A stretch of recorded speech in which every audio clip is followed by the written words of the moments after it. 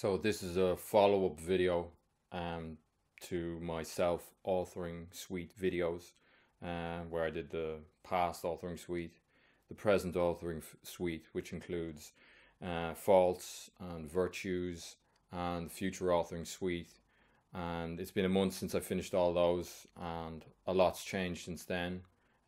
Some good, some bad. So in this video, I wanted to discuss kind of how I felt after doing the suite, and what's worked for me, and what kind of mindsets I'm in since then, and what kind of things have I changed in my life or observed in my life. And I think that that'd be interesting for you guys, because I've got such a great response off my past authoring suite and my future authoring suite, and I'm so happy that people related to it.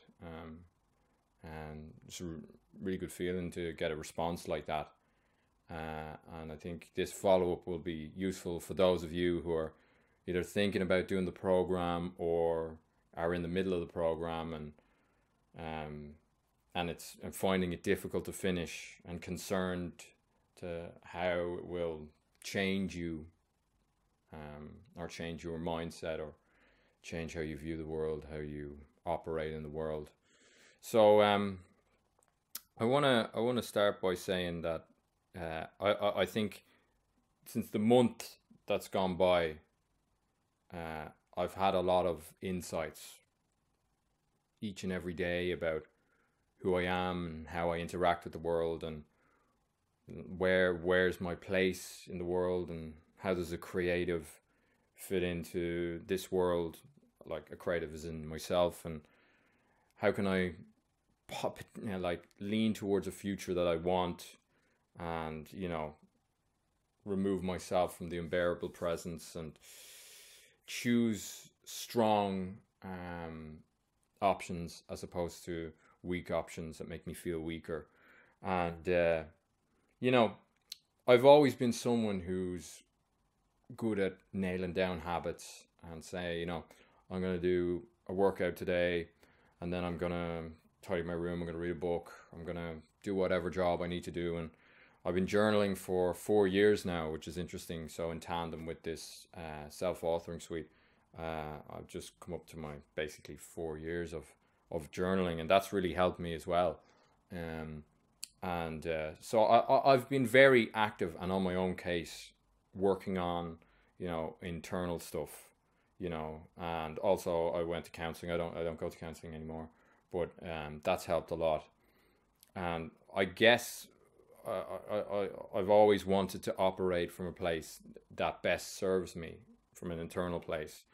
And what doing the future authoring suite and some of the present authoring suites made me realize, and not the past authoring suite now, but those three suites, what they made me realize is that one, I have obsessive tendencies on ideas, and get consumed by new ideas, and ideas that will help me.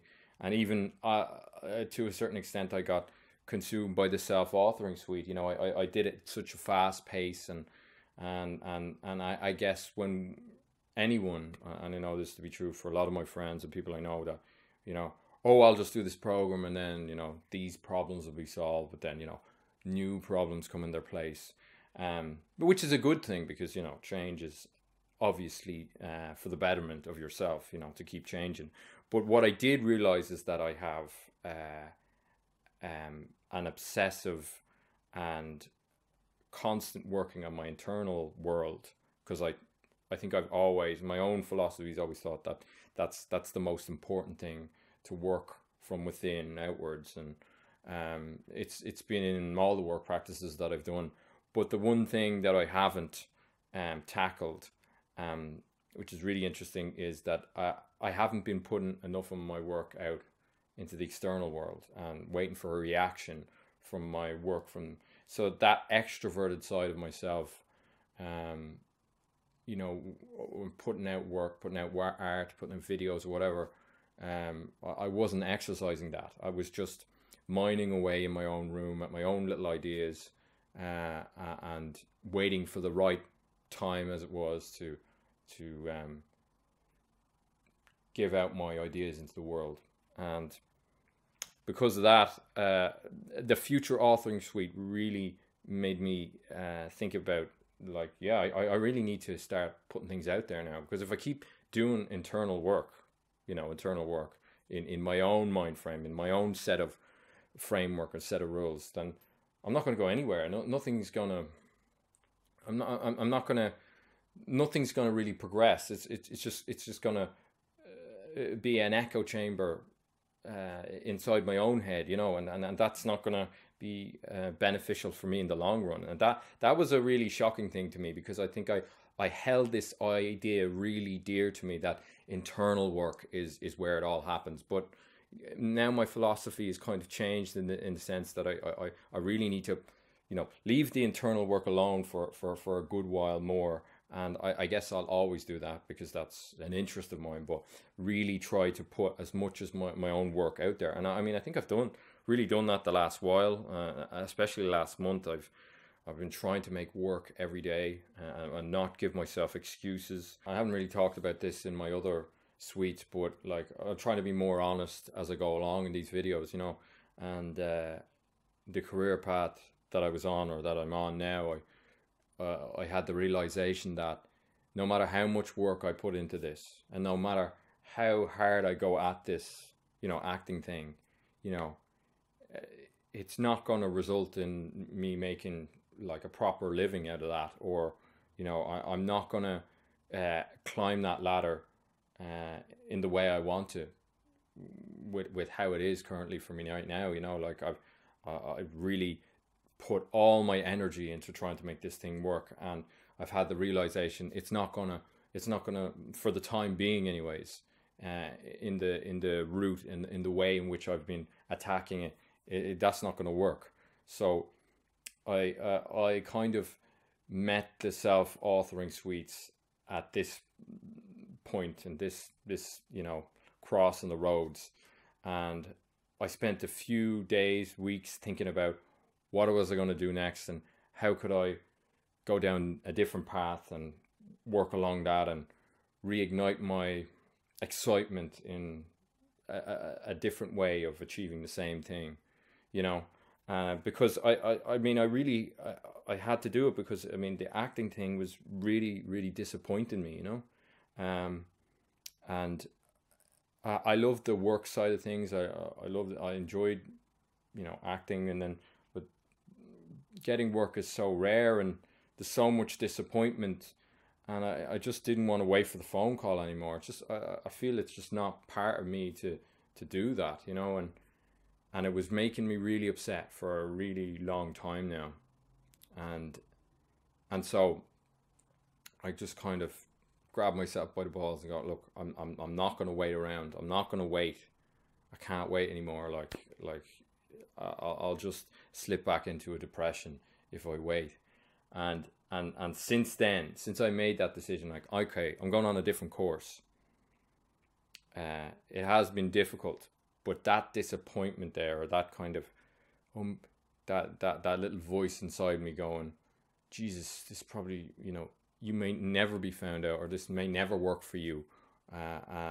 That's kind of gone now. That voice, that internal voice, has kind of gone away, and I mean, it's not all good, because I mean, I think I've had a lot of internal suffering since I finished the suites. Now, I don't know if that's down to the suites or not, but I've really tried to change my trajectory of my life, especially since doing the future authoring suite, and I've trying to write down everything that I'm going to do, and try to tick off those things that I said I'm going to do, and because with the future authoring suite, I'd never thought about my future so in depth before, and hindsight, I feel so stupid now that why didn't I consider these things? But now I'm really considering it, especially over the last month. I'm really considering all these factors. Where will I be in 5 years? Where will I be in 2 years? Like, what can I do today to help a better tomorrow? All those cliches, but and literally, looking over my shoulder, making sure I'm doing what I say I'm going to do. And I think that's come at a price for me, because when I say I'm going to do something, I'm totally going to do it, and I think I've made myself upset with having that perspective quite a lot of the time, and I've been very serious the last month, and I think my girlfriend would say the same, that I've been very serious, and people around me would say the same, that I'd be very serious, you know, because I've oftentimes had this in my life where, you know, people would say to me, "Oh, geez, you're a real funny guy," but then you get into these serious mind frames, and then you just, you know, everything is so serious to you. But I guess that's I take life seriously, and I want to progress in it. But you know, that jokester side of me is still there that I need to bring back, and maybe I've been I've been too obsessed with trying to get things in order, and and I should be maybe a bit more relaxed. Another note is that one really great note, and this was a really big problem for me, because I've always known myself, you know, for the past, you know, 6 years or so, to be a really hard worker, and whatever I'm doing, I'm 100%. And you know, I'd say people I know would always say that, like, that I work really hard and I'm really passionately about it. I try never to do things half-assed. You know, I'm very serious about the work. There we go.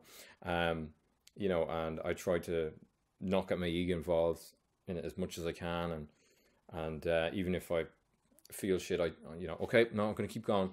But what that's meant is, with that kind of obsessive behavior that I have of working towards goals, I miss all the other goals that I should attend to. You know, like, I'm just completely, like, you know, other little side projects that I should have on the side, just in case, you know, this one thing that I'm doing will fail. You know, which is, you know, I was like, I'm gonna make this acting thing work. I'm gonna work harder than anybody I know. I'm gonna be completely, you know, fluent in all accents, you know, or, you know, all the major accents, which I am now. You know, I'm really good at accents now, and I put the time in, and, you know, I'm gonna work on my voice. I'm gonna do all these things, and I'm gonna, you know, do as much as I can for my career, and you know, and inevitably, you know, like everyone, there's failures, even if you try really hard, and then these other side projects, ideas that I have in my mind, I've kind of left off, you know, and I haven't attended to those things. But since doing the future authoring suite, I've just been doing these little side goals, and I've been working on them, you know, just working on them, an hour here, an hour there, every other day. And I'm really proud of myself for that, because it's not like me to be like that. Usually I get one thing and I'm all in, but now no, I should work on that for a little bit. And on a final note, I think what this suite did for me, and if I could sum it up into a sentence, which I think, you know, it's always good to summarize, you know, an accomplishment. I know it's a small accomplishment, finishing the suites, but I think it's good to summarize these things in a sentence or whatever, to crystallize, like, why to do it, you know. And I think that's important for people, and I hope there's a takeaway point from that. But mostly, you know, I had no problem organizing the present, but it's organizing a better future for myself and how to get there. And that's the insight the suites have given me, and for that I'm really grateful. And for that, I think, you know, everyone should do them, even though my mood has been fluctuating day to day, and you know, some days I'm really, really unhappy. I think it's due to all of this going on inside. You know, I can feel myself changing. You know, and I think we have that intuition and instinct there to know when we're changing. You know, and sometimes change, that like ripping off the band-aid change can be really tough on your body and emotionally, you know. And I think that's what the sweets have done to me. So but I couldn't recommend them more. And I might check in again with you guys a couple of months down the line again. I think that would be really beneficial to see if I've kept on track with the things I said I would keep on track with. And if you enjoyed the video, just drop me a comment, and thanks for all the replies and comments people have sent me. Thank you.